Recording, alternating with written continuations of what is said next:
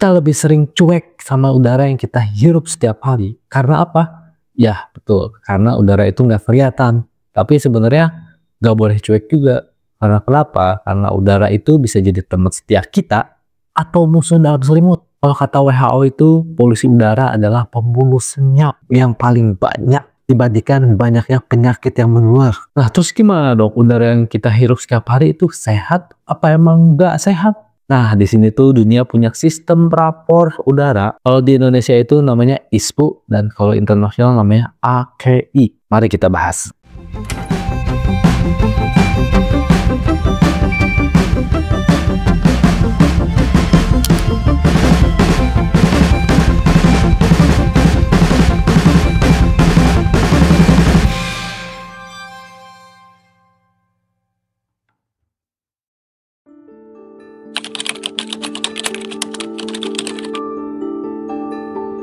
Nah, di sini kita membahas ISPU dulu ya. Kita bahas. Nah, ISPU itu adalah indeks standar pencemaran udara. Ini khusus untuk di Indonesia. Jadi cara resmi Indonesia untuk mengukur udara, pencemaran udara atau kualitas udara di Indonesia. Dasarnya ada di Peraturan Pemerintah Nomor 41 Tahun 1999 tentang pengendalian pencemaran udara. ISPU itu dihitung berdasarkan 6 polutan utamanya. Yang pertama itu ada PM2,5 atau partikel debu halus yang ukurannya kurang dari 2,5 mikron. Selanjutnya PM10. Nah, PM10 juga ukuran debu halus yang ukurannya itu kurang dari 10 mikron. Selanjutnya ada SO2 atau sulfur dioksida. Selanjutnya lagi ada CO atau karbon monoksida. Ada O3 itu ozon permukaan, dan yang terakhir ada NO2 atau nitrogen dioksida. Nah, di sini saya mau kasih tahu juga kategori ISPU, bisa juga dilihat pada gambar ini. Nah, kategori ISPU yang pertama itu ada 1 sampai 50. Yang warnanya hijau itu berarti baik atau aman. Dan 51 sampai 100, yang warnanya biru itu artinya sedang, masih oke. Ada 101 sampai 200.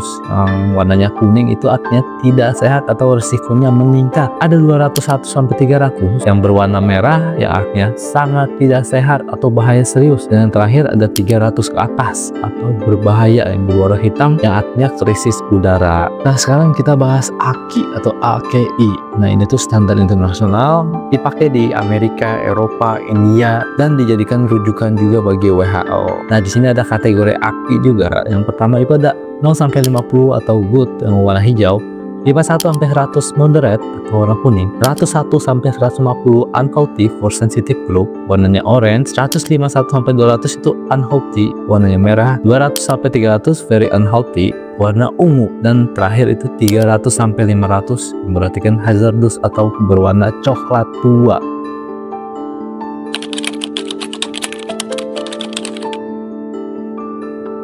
Kalau kita masih bertanya kenapa sih harus repot-repot harus mengukur mikrogram per meter kubik, emang apa bedanya sih 9 mikrogram meter per kubik sama 100? Nah, coba kita sekarang bayangkan satu kotak udara sebesar lemari pendingin berukuran 1 meter kubik. Nah, kalau di dalamnya ada 100 mikrogram per meter kubik PM2,5, itu artinya ada 100 mikrogram debu halus yang siap masuk ke paru-paru kalian. Debu ini tuh sangat-sangat kecil, dia masuk ke pernafasan kalian, menempel di alveoli paru-paru, bahkan bisa menembus ke darah kalian.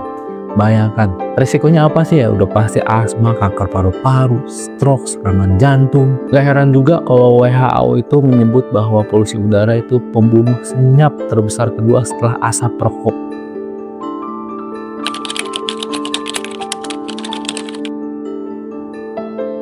Sekarang kita udah paham bahwa angka itu sangat penting, angka ISPU sangat penting, tapi gimana sih cara biar kita tahu tuh? Nah, di Indonesia sendiri data ISPU itu diambil dari Stasiun Pemantauan Kualitas Udara atau SPKU. Nah, ini tuh dipasangkan di KLHK, DLH, atau swasta juga. Selain itu ada sensor portable, bahkan aplikasi seperti Nafas Indonesia bisa kita akses gratis kok. Nah, pemerintah Indonesia ini menggunakan data ISPU itu untuk membuat kebijakan, salah satunya kayak Car Free Day, membatasi aktivitas industri saat polusi tinggi, dan kita nih sebagai masyarakat nih bisa pakai data ISPU ini buat apa sih? Ya kayak kita jaga-jaga pakai masker jika ISPU-nya lagi tinggi dan mengurangi aktivitas di luar saat ISPU sedang naik atau tinggi. Jadi Intinya ISPU itu bukan hanya sekedar angka. Sekali lagi saya jelasin bahwa ISPU itu adalah menuju masa depan yang lebih sehat. Ingat juga ini kita bisa hidup tanpa listrik berjam-jam, tanpa internet berhari-hari,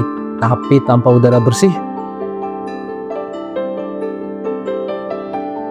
Terima kasih sudah menonton video ini sampai akhir. Jika kalian suka dengan video ini, boleh di like dan share ke teman-teman kalian. Sekali lagi terima kasih. Wassalamualaikum warahmatullahi wabarakatuh.